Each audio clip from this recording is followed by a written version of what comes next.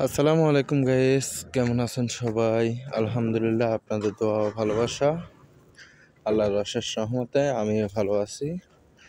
আজকে সকাল থেকে প্রচণ্ড ঠান্ডা, অনেক ঠান্ডা আজকে।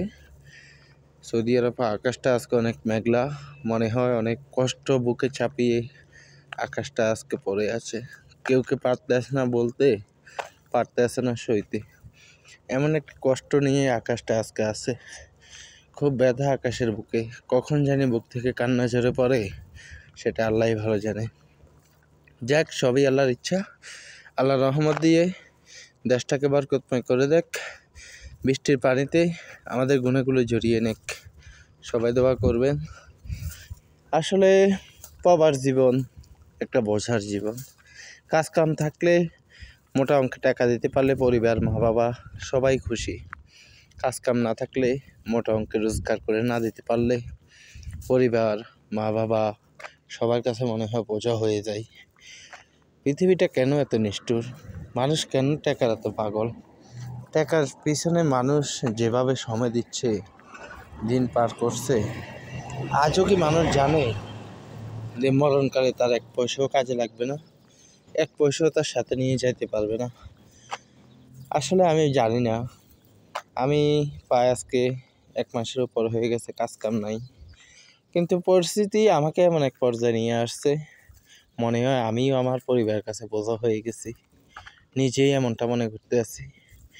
কারণ কিছু কিছু সময় আপন মানুষের মুখে ভাষায় প্রকাশ করতে হয় না, তার ব্যবহার, তার চেহারার দিকে তাকালে বোঝা যায় তার কাছে কি আপনি বোঝা হয়ে আছেন, নাকি ভালো কোনো কিছু আশা করতে আছেন।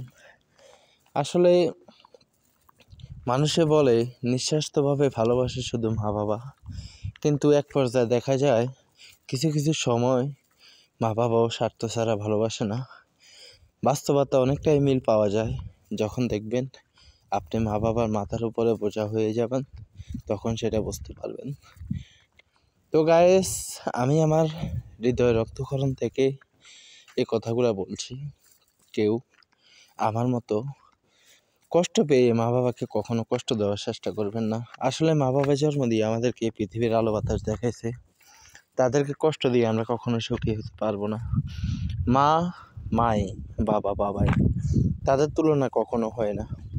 তাই তাদের পায়ের নিচে আমাদের জান্নাত। ঠিক আছে, আল্লাহ নিজেই বলেছে। রাসূলকে প্রশ্ন করা হয়েছে, রাসূল কাকে বেশি সম্মান করব? রাসূল বলছে তোমার মায়ের। দ্বিতীয়বার জিজ্ঞাসা করছে, বলছে তোমার মায়ের। তৃতীয়বার জিজ্ঞাসা করছে, বলছে তোমার মায়ের। তাই চতুর্থবারের সময় বলছে তোমার বাবার। তাই মা বাবার এত বেশি মূল্য। আল্লাহ রাসূলের পরে শ্রেষ্ঠ ইবাদতের স্থান হলো মা বাবা। তাই যে মা বাবা আমাদেরকে পৃথিবীর আলো বাতাস দেখাইছে, শত কষ্ট অভিমান নিয়েও যদি মা বাবা আমাদেরকে মারধর করে, বকাঝকা দেয়, এরপরেও মা বাবার উপরে অসন্তুষ্ট হওয়া যাবে না, রাগ করা যাবে না, অভিমান করে থাকা যাবে না। কারণ ওরাই আমাদেরকে এই পৃথিবীতে নিয়ে আসছে। আমি একসময় চিন্তা করতাম, আসলে বাবা নামের ওই বট গাছটা প্রবাসে হয়তো 2 হাতে টাকা কামায়। কীভাবে কামায়? মনে হয় টাকা পড়ে থাকে। সেই চিন্তা ভাবনা থেকে প্রবাসে আসার পর থেকে যত না বেশি নিজে কষ্ট পেয়েছি, তার চেয়ে বেশি বাপের কষ্ট দেখে কেঁদেছি।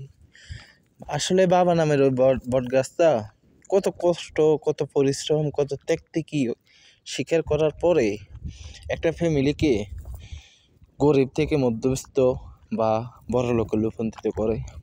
একজন বাবা চায় তার সন্তান, ফ্যামিলি, পরিবার দিন শেষে সুখে থাকুক, ভালো থাকুক, শত কষ্ট বাবা করুক, পরিবারে কষ্ট না করুক।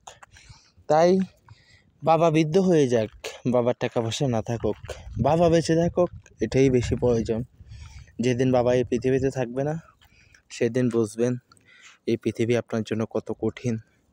যদি আমার কথাগুলো ভালো লেগে থাকে, ভিডিওটা লাইক, কমেন্ট, শেয়ার করবেন, সুন্দর গঠনমূলক একটা কমেন্ট করবেন। ধন্যবাদ। আসসালামু আলাইকুম ওয়া রাহমাতুল্লাহি ওয়া বারাকাতুহু।